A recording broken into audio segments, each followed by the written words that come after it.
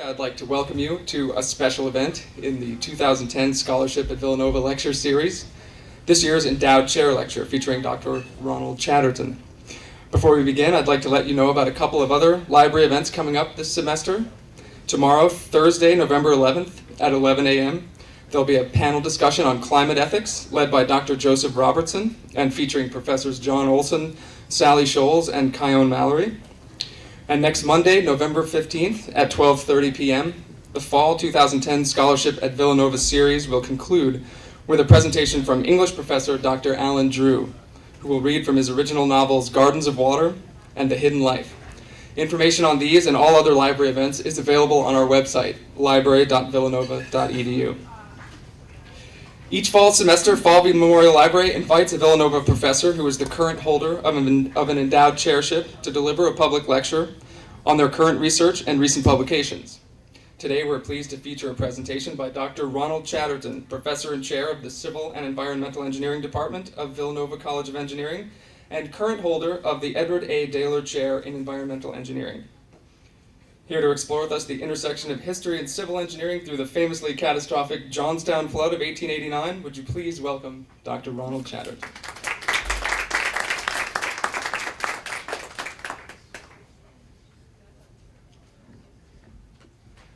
I always tell students it's okay to be nervous, but I wasn't nervous until just now. Appreciate the introduction, Stephen. Before we start, let me thank the library staff for being courageous enough to invite an engineer to talk to a general audience.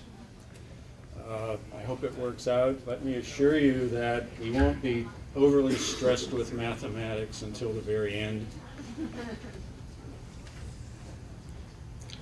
As we all know, tomorrow is Veterans Day.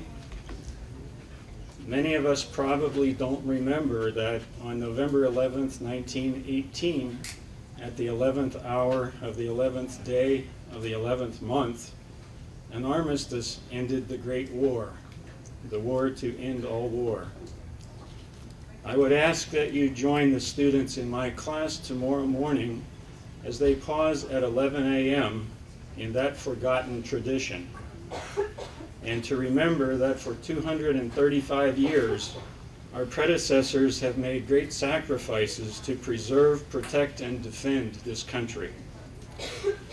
And for those who stay for the next hour, there will be prizes, because a part of my personal mission has been to give each student in my classes a pocket copy of the Constitution of the United States. So that'll be your reward for listening to this talk and for remembering the veterans of all of our wars. Now, as for the talk, first of all, someone asked if I'd explain the alphabet soup after my name. In a nutshell, it means I spent a lot of time in school. I took a lot of exams, and I was lucky enough to be nominated to be a diplomate of the water resource engineer. That's what the last one is. In general, I'd like to think of this not as an endowed chair lecture, but as a talk by a person who's been fortunate enough to be allowed to, occupy an endowed position. So far as the talk is concerned, let me start by saying what it is not. It is not a history of the 1889 flood in Johnstown. It is not a complete reconstruction of the 1977 flood in Johnstown. And it is not a lecture in the fashion of an H.D. Thoreau. It's more of a talk. If you have questions along the way, feel free to interrupt. That's the thank you and welcome. Now I'll tell you what the talk is. It's going to be a brief history of some Pennsylvania transportation systems, a little bit about the historic Johnstown Flood of 1889, a brief introduction to dam safety flooding, dam failure analysis, so to speak, and then specifically the Sandy Run Dam failure of 1977, which I was personally involved in an analysis of that one. A recreation of the Sandy Run flooding, and at the end, if there's questions or try to reach some conclusions at the time. So, start with some early transportation. Here's Devon, Pennsylvania, one of those so-called Conestoga wagons, which might have something to do with the name of the road. You might imagine that this was rather slow transportation. The concern in Philadelphia, this is the early 19th century, 1820, 1830. The concern was that Baltimore was reaching out to the western part of the country in terms of the B&O Railroad coming from Baltimore. New York was reaching into the Midwest in terms of the Erie Canal through New York State. And Philadelphia merchants felt like they were being squeezed out of that market. So they inspired, if you will, the state legislature to build the Pennsylvania Mainline system, which becomes essentially the focal point for this talk. Okay. Part of that system, the Belmont inclined plane, essentially was to drag railroad cars up the incline to get them up to the highland and meet the mainline railroad part. And this sketch you can see literally drag the railroad cars up the incline in the form of the rotary power basically was a stationary engine at the top, and they would draw one train up while they lowered one down to create a force balance, so to speak. And that's, I think the rope was an 8-inch diameter rope is what that was. Okay, so here's a map of the system. If I can get it to work. Philadelphia is down here. The Columbia-Philadelphia Railroad, that's the part that we're connecting to with the inclined plane. Essentially a railroad across to meet the Susquehanna River.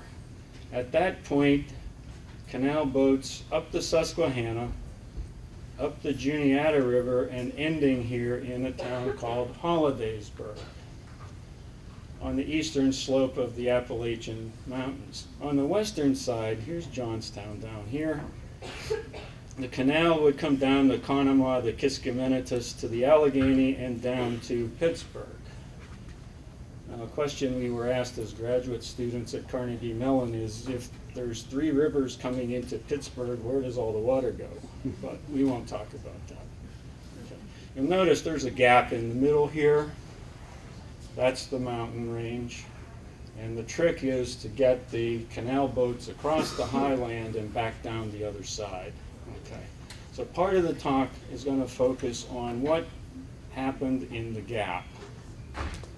What was necessary to fill the gap in the mainline system. It was the Allegheny Portage Railroad. Okay. Now, the rumors that I helped edit this report are exaggerated. Okay. But this is a facsimile of the original report. Again, the Portage Railroad was a series of inclined planes driven by stationary engines pulling. If you look closely at this one, those are canal boats being drawn up the mountain. So the purpose there was not to have to unload the canal boats onto railroad cars and then reload canal boats on the other side. So they literally drew the canal boats up the mountain. Portage Railroad was a series of 10 inclines and intervening plateaus. On the plateaus, they might use motive steam power or mules, depending. Okay. And again, the cars are being drawn up on a continuous rope, letting one down as another one comes up. So that basically filled the gap in the mainline system. Here's some of what's left of it. Part of the interesting thing here is you'll notice the rails rather, were attached to stone blocks rather than wooden railroad ties like they use now. But this is actually a part of the Portage Railroad that's left up in the mountains. It's up near a town called Crescent, near the crest, and there's a little museum there. All right? But you can actually see part of what's left. So where are we? Well, this is the general area of Pennsylvania. Pittsburgh there, the Three Rivers, Johnstown further up in the mountains. And what I wanted to highlight on this sketch is if we start with Altoona, okay? I don't want to do it that one with that one. Okay. Start with Altoona, which was basically the focal point for the Pennsylvania Railroad. And we follow the railroad up, you'll see this little blip here. All right, it looks like a U-shaped turn as the railroad comes across the mountain. Here's Crescent. There's a famous tunnel there, the Crescent Tunnel. Story has it that this was such an important part of the Pennsylvania Railroad that Robert E. Lee sent his forces to blow up the tunnel.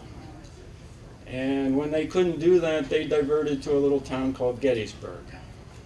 And we know what happened from there. Another related story is that the Germans landed a task force, let's say, on Long Island to come across and blow up the tunnel because the Pennsylvania Railroad was a main supply line during the war.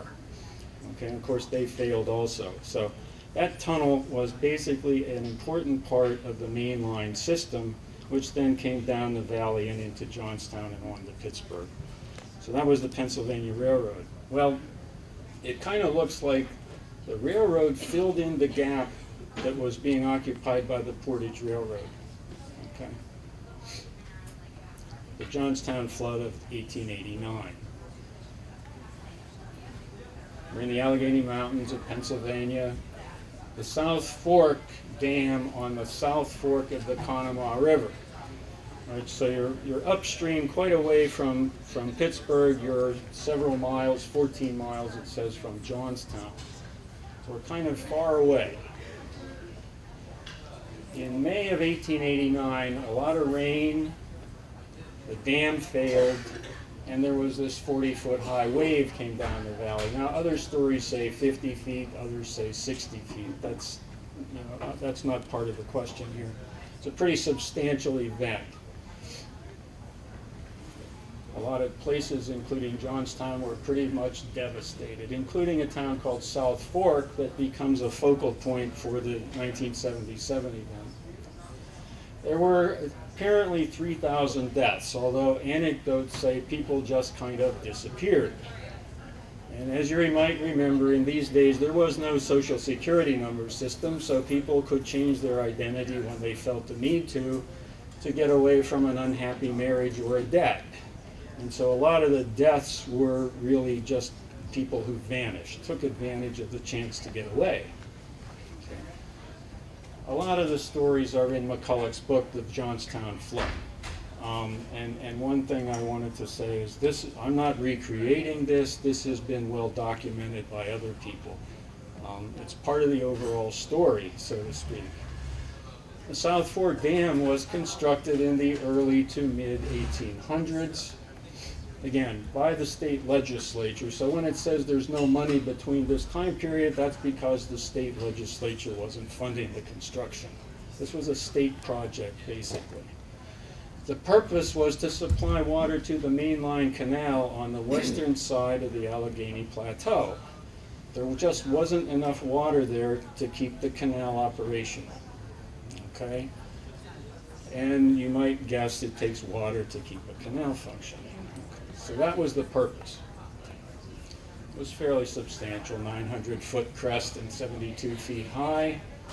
The spillway was going to be 150 feet long or wide, and I'm going to show you later what that really means. Actually built a little less than that. So the first thing to think about, the water that will go through a spillway depends on the area of flow, which is basically length and depth, okay, or height. This is what it's looked like. Crest of the dam is this flat part right in here. The spillway is over here in the trees on the left side as we look at it. So this is what this is what it looked like before the flood, obviously, before the failure.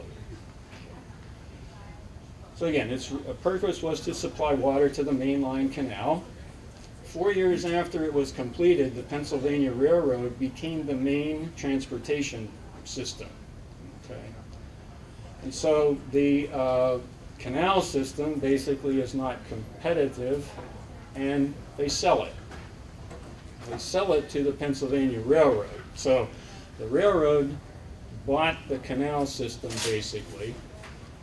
They wanted part of the right-of-way, essentially the Portage Railroad part. Okay? And so they had no use for the dam because they didn't need the water.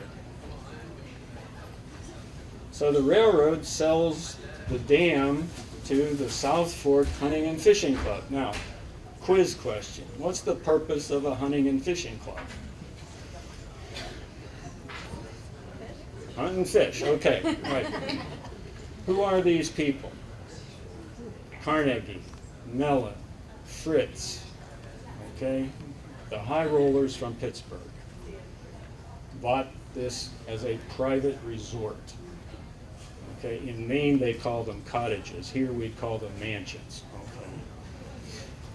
The result is what McCulloch calls sailboats on the mountain. Okay. This is why the canal, the Portage Railroad and the canal became unnecessary. The completion of the Pennsylvania Railroad Horseshoe Curve. This is above Altoona. I keep forgetting I can do this. Altoona is over here. Okay, and this is called Burgoon Run, and it's a very interesting water quality problem we could talk about sometime later. But the first pond up at the top here, this is upstream, of course. That one is highly acidic because this is a mine drainage area. There's a treatment plant between the two, so the lower lake is alkaline. And if you look really close here, especially in the colored sketch, you can see a little dot there. That's me in a canoe doing water quality sampling. Okay. But anyway, another story. Right? The railroad Horseshoe Curve makes a big sweeping bend around the mountain to get over the crest. Now the reason for that, of course, is because railroads can't climb steep slopes. So you have to trade distance for elevation. And the trade-off is, do you dig a long, deep tunnel or do you go around the mountain? So that's the purpose of the famous Horseshoe Curve. There's a museum there as well. It's up at the top here, okay, in that area. And there are a lot of pictures of long trains, especially covering the entire curve. So if you're on the tail end of the train, you can look across the valley and see the front end of the train.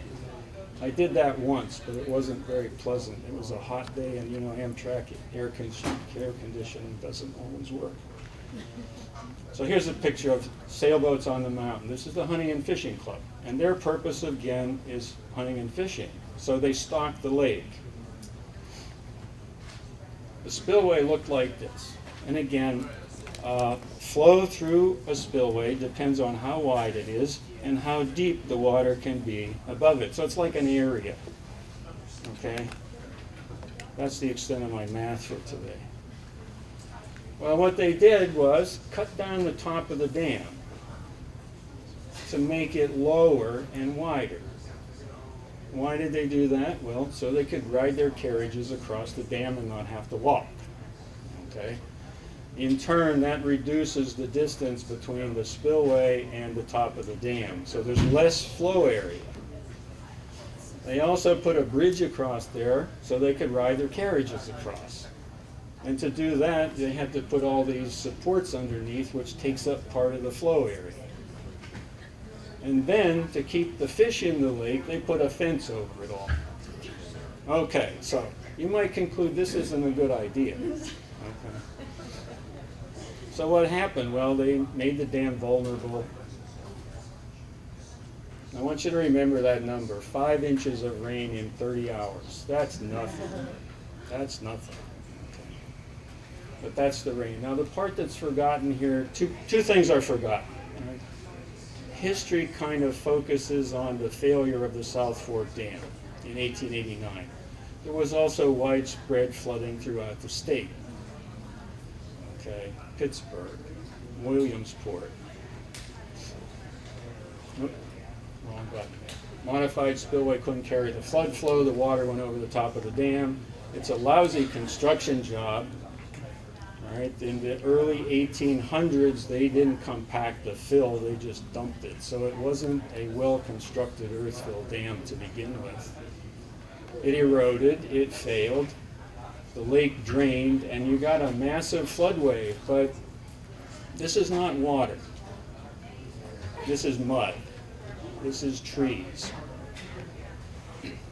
This is what an artist thinks it looked like. Or maybe it did look like that. There's the main breach. This scouring over here was apparently caused by accelerating flow going towards the spillway while it was there, because this is where the spillway should have been. Okay. Photograph. This is looking in the opposite direction, but this fellow here, notice that along the this is downstream from where the dam was now, and in the original picture you saw the vegetation and the house and so forth. Now it's pretty much scoured down to rock. And kind of the interesting thing to me is look at the bark on the tree. It's sort of gone, right? This is what happened downstream. This is why I said this was not a water flood. This was like debris flow. By the time it hit the railroad bridge, the stone bridge here just piled up, and that started to act like another dam. And that basically stopped the flood wave. Previously unpublished, it says, but notice the railroad can still use that bridge, but all the debris here, and notice it says burned out wreckage.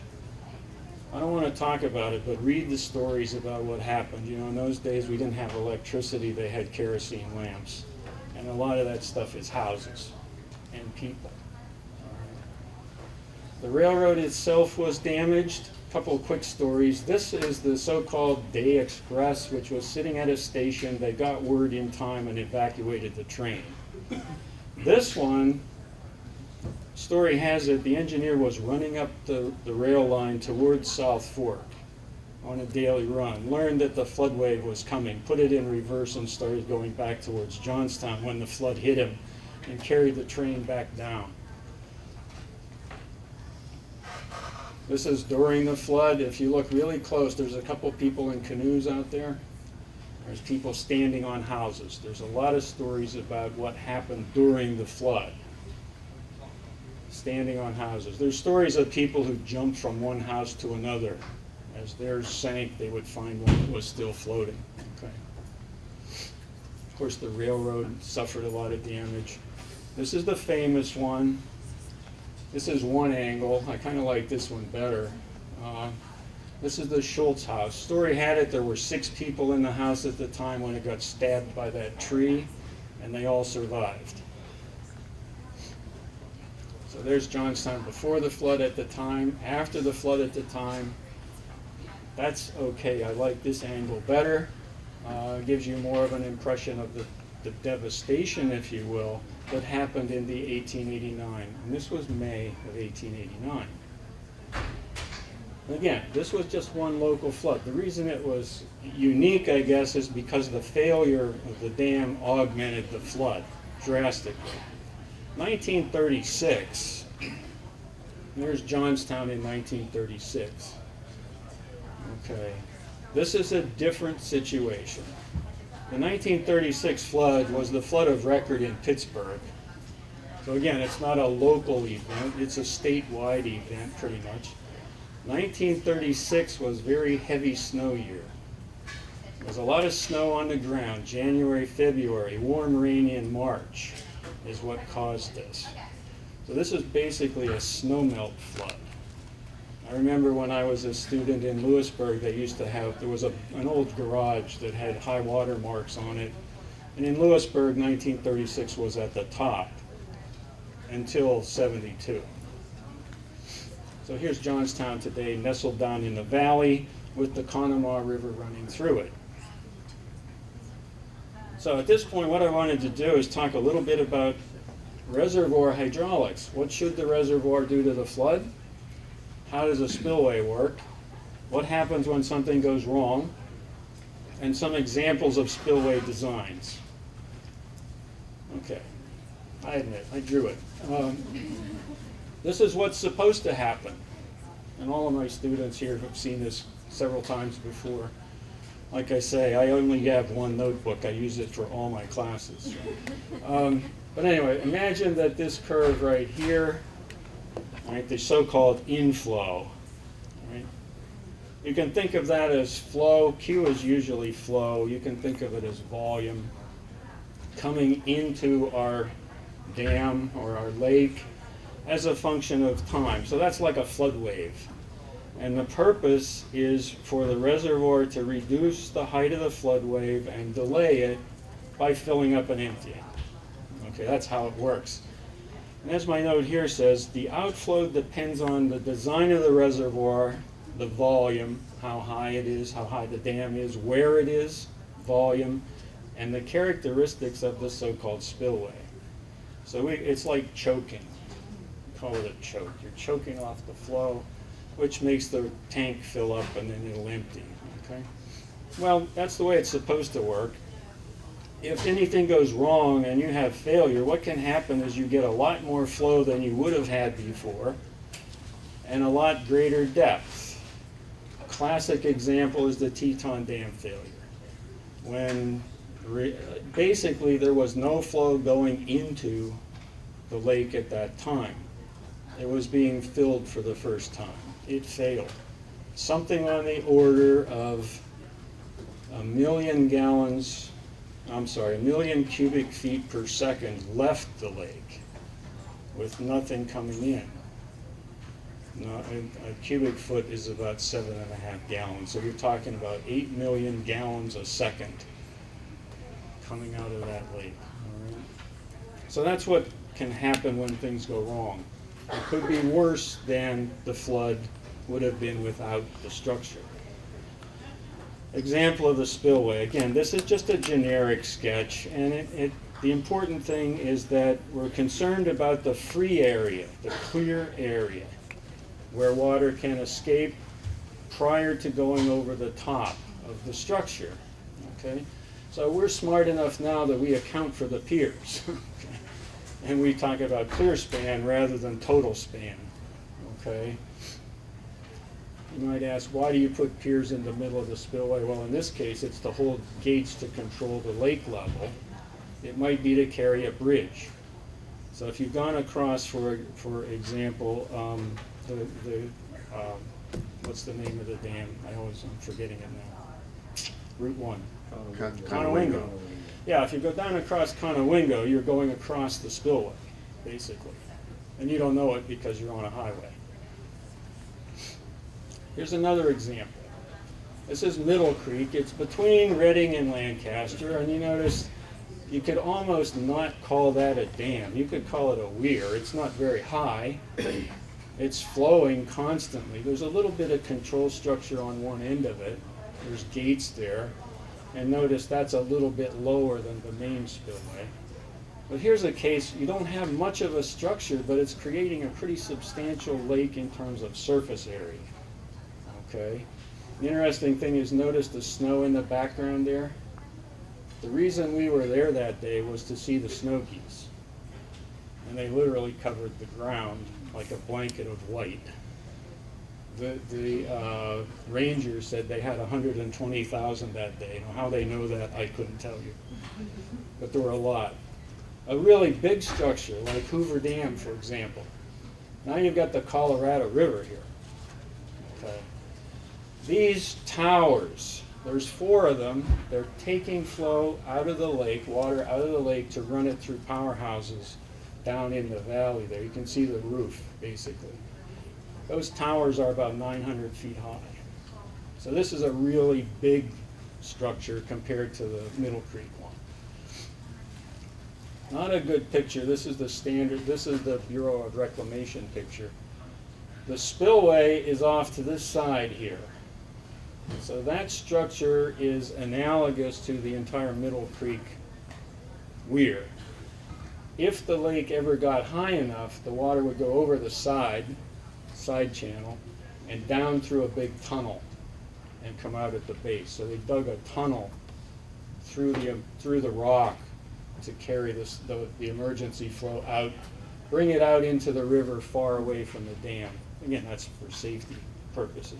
A couple other pictures just to give you scope. This is 726 feet, I believe. Creates a really substantial lake, a lot of volume. All right. Interesting sidelight, this is free. The height of the dam is the critical issue for force resistance, not the volume of the lake. All right. Doesn't matter whether that lake is 10 miles long or 100 yards long.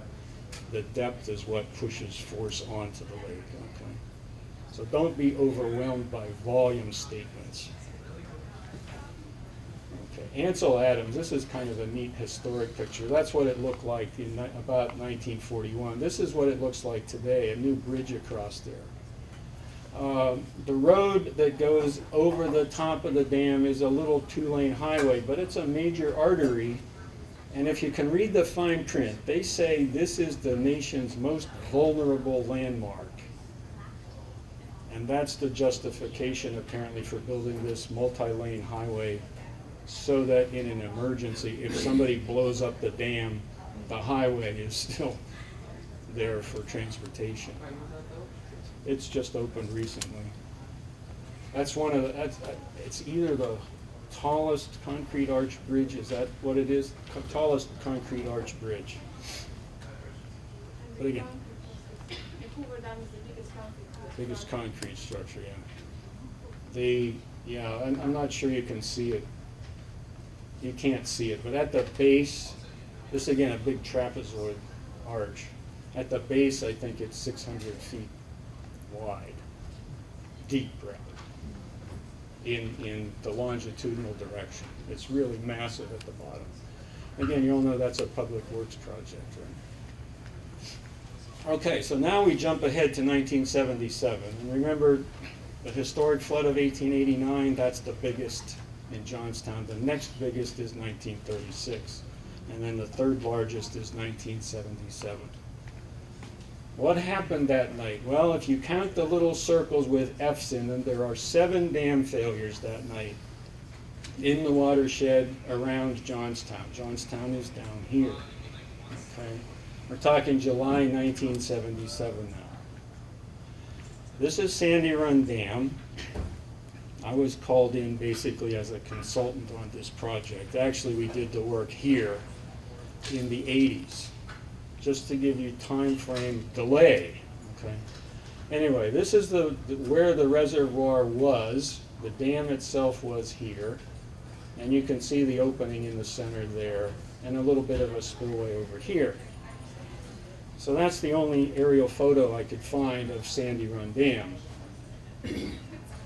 It's a small ungauged watershed. That has importance for the analysis. It's a wooded agricultural watershed, 8 square miles, and a severe thunderstorm. 7 dams failed that night in this area. And the owner of Sandy Run Dam is being sued by people in Johnstown. That's the scenario, so to speak. This is more of a localized event now, as you'll see. So here's Johnstown during the 1977 flood. All right, take a good look at that. Did Sandy Run Dam failure cause this flooding? Topographic map. At the top, here's the little town of South Fork. If you follow the South Fork of the Conemaugh River coming up through here, and Sandy Run branches off and comes up through here. The historic or 1889 dam site is right in here. And interestingly enough, if we zoom in, you can still see on the topo sheet a little bit of the embankment still shows up on the ground surveys. And there's a museum there and so forth. So you can actually go to the overlook and look down at this site. Okay? And of course, South Fork is there. That was wiped out by the historic flood. Okay, so we delineate the watershed that drains into our lake a little bit. And as I zoom in here, The pencil marks are locations of surveys to get topography correct, the geometry, so to speak. The reservoir itself is here, so there's a drainage divide. Locate the land that drains directly into the lake. And then there are some tributary areas downstream. The reason I stopped right here, Sandy Run goes under a highway embankment at that point, Route 219. This is what it looks like from the ground. This was in, what, spring of 82. So this is 5 years after the flood. We're finally getting around to studying it. Okay. But you get, the reason is, you can see the steepness of the watershed, the ground cover, and so forth, okay, which intervenes. We're looking downstream, so we're standing at the upper end of the lake, looking down the channel here. So here's the problem statement. To reconstruct by a mathematical model the failure. It was an earthen dam. It was a very big thunderstorm. Evaluate the effects further downstream because that's where the damage centers would be. And to model other scenarios which might have relevance to the analysis, such as what if the dam didn't fail and what if it wasn't there at all. So here's my general objective for the project. Establish bounds on the increment in depth or water surface elevation that the failure actually caused. And what I'm looking at here is if the dam hadn't been there, there would have been a certain flood level. And now the dam failed, how much more were we going to have? Steps in my analysis, collect data, that's always a good idea, I guess. Do some mathematical modeling. I said I wasn't going to dwell on this, we're not going to interject it, we're not even going to look at it, just imagine it's in the background going on. Model the scenarios of flow going into the lake and then coming out of the lake. Okay, model what happens downstream. Compare with observations. Caveat, be sure you've got all the observations first. And then analyze the so-called impacts. And I put it in quotations because that's one of my pet words. Okay, the natural channel case. What would have happened during this storm if there had been no dam at all? What if the dam acted like a weir, just overtopped but didn't erode? And then finally, what happened during the failure or after the failure? Okay, and I'm looking at flow and elevations. You can think of flow as volume, if you will, and elevation is the water surface elevation at a particular site. Reasonable assumption for the failure because nobody saw it. It happened in the middle of the night. The only observation that I was able to track down, and again, I had staff engineers doing this, but the only observation we could track down was that one person living down below this dam said he saw a 4-foot high wall of water coming down his yard. Okay, well, it's the middle of the night in a thunderstorm. And besides that, the velocity head is 4 feet. So he didn't see anything except stagnation, but that's another story. Okay, data sources, personal field reconnaissance, we walked the site, walked up the valley and so forth. Topographic maps, you saw the topographic maps. SCS soils maps, didn't add anything to this project. What I was looking for there is soil type tells you something about infiltration capacity, but as you'll see, that didn't matter. Rainfall records, that's critical. And let me go back. Rainfall records actually published by reputable agencies, but I also had that staff engineer going around the neighborhood. Who has a rain gauge in their garden, for example, that says something other than the official data? Okay. High water marks by the Corps of Engineers and the U.S. Geologic Survey. After the water came down, they come in. And they survey high water marks, they try to estimate flow rates, etc. at different locations. And they recreate their flood reports.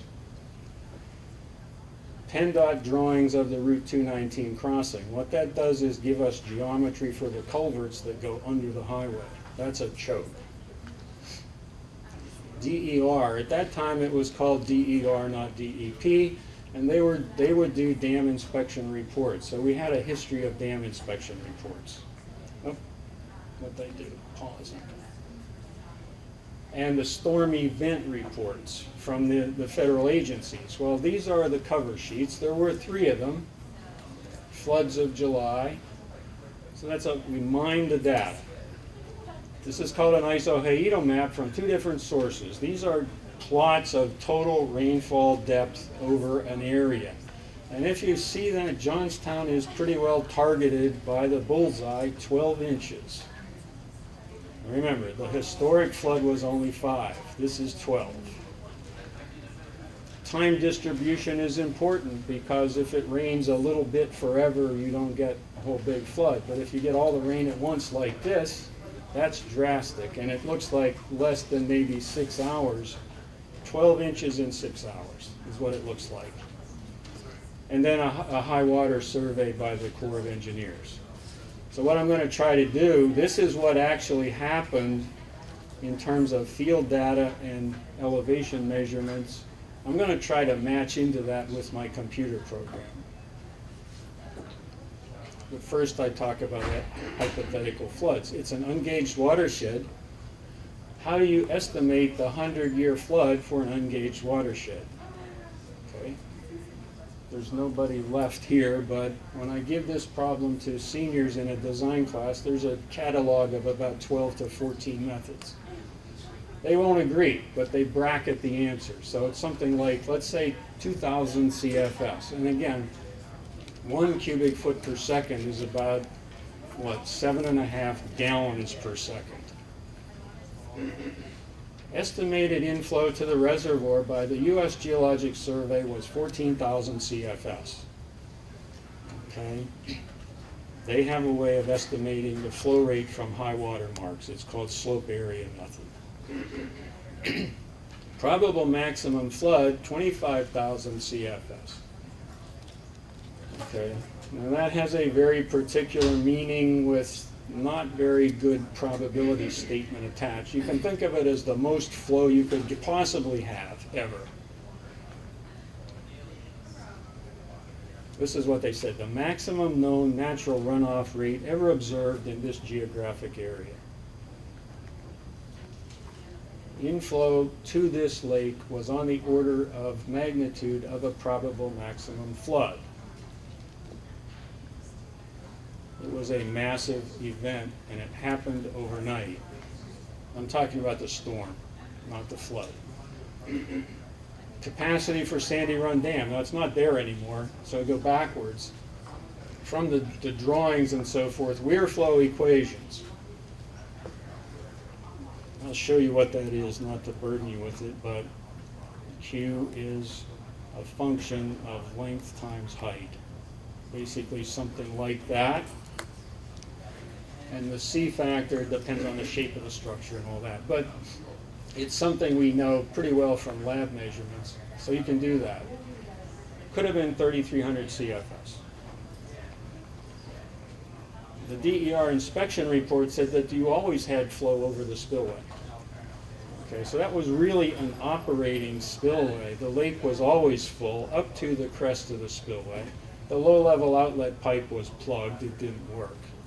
And even if it did, it was so small it wouldn't help. So we expected overtopping. You could predict that without even looking at the flow. So we have some models to model inflow coming into the lake. At that time it was called HEC 1 dam break. Historically, we're at a time when there's a lot of dam safety studies going on. All right, consultants are busy doing dam safety studies, which is the what-if scenario. We had 12 inches of total storm depth. The time distribution as observed, in other words, that S-curve over 6 hours.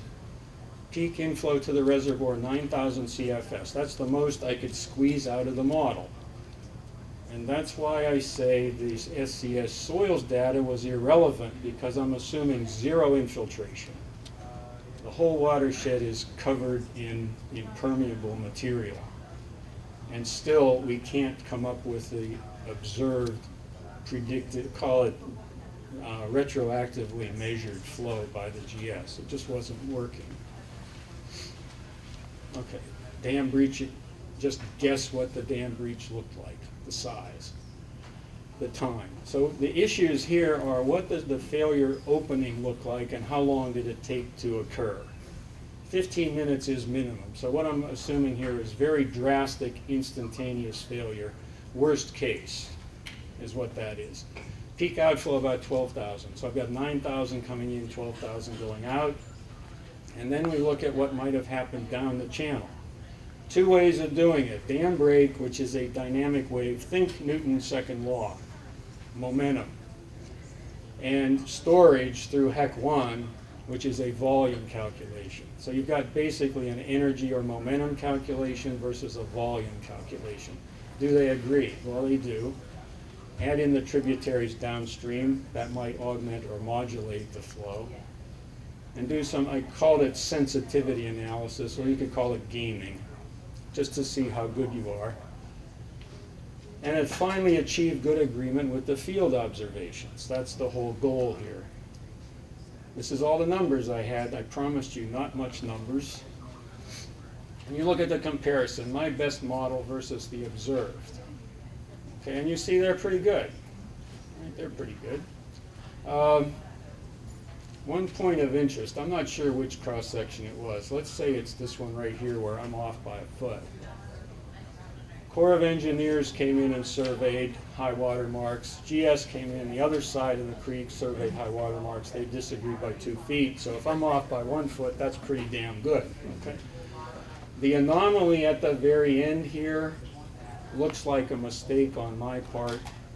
That's because mathematically I did not account for the high water in the South Fork of the Conemaugh River. So I would expect to undershoot that. Conclusions: the reservoir is too small to modulate the flow. It was a massive flow. The failure probably increased the flow at the dam site by 2,500 CFS, 15,000 gallons a second. The increment down at the highway crossing was down to 1,600.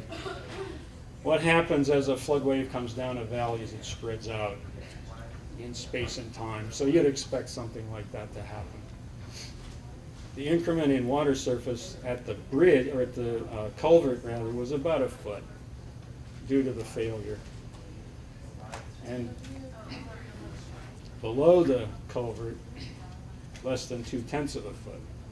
Modeling resolution here is a foot. I mean, we say if we're within a foot, that's pretty good in those days. So we're well within errors of the data or the precision of the calculation. So that's pretty decent.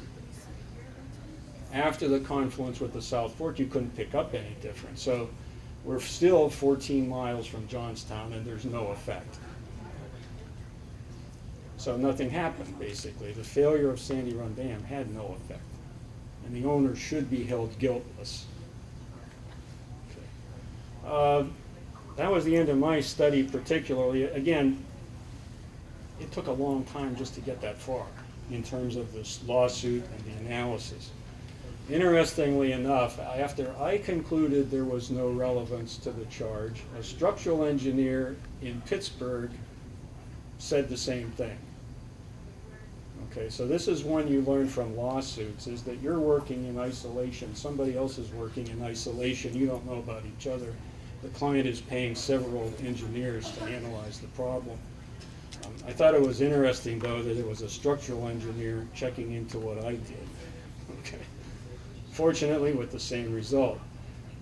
Here are some of the sources of the photographs that I pulled out. Of course, the Johnstown Flood is kind of a classic about this case. That's the 1889 one. Conquering the Alleghenies is a little booklet. It talks about all the transportation systems that pass through the same geographic area. From the Teton Trail of the Indians to the Portage Railroad to the Pennsylvania Railroad. Great Floods of Pennsylvania had some interesting stories. Hoover Dam is where I got the Hoover Dam pictures, most of them. And then the Pennsylvania Railroad history is a good source, too, of that.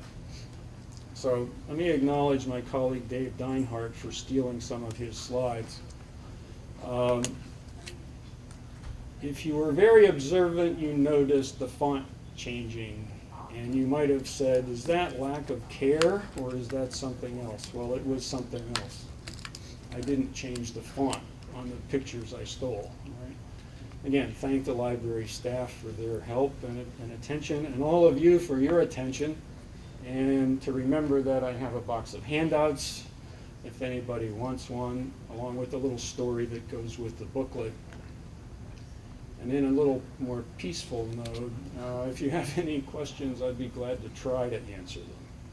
Yes, sir. What's the meaning of an ungauged watershed? What does that mean? It basically means that there's no collected data, particularly flow data. In a case like this, a reconstruction, there's really two things, and I corrected myself if you caught it. Talk about the storm, that's the rain. And talk about the flood, that's the stream flow.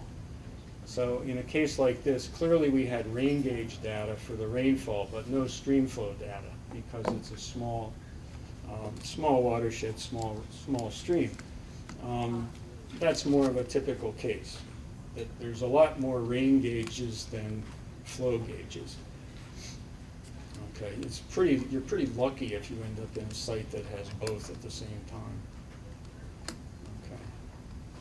Especially in these little streams. So a major watershed would be more likely to... Oh, yeah, yeah. Like, for example, the one at Harrisburg has been in operation for 140 years, I'm going to say.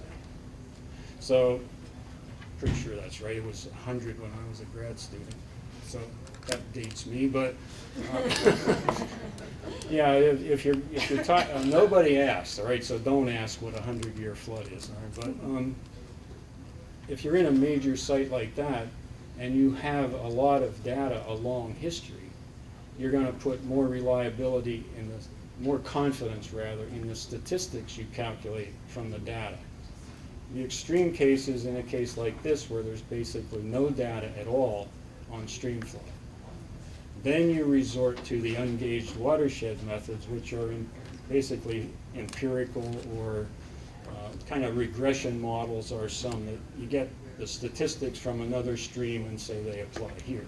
So there's a whole catalog of those methods, which is why when you do something like this, you use a multitude of ways to estimate the same thing and hopefully bracket the right number.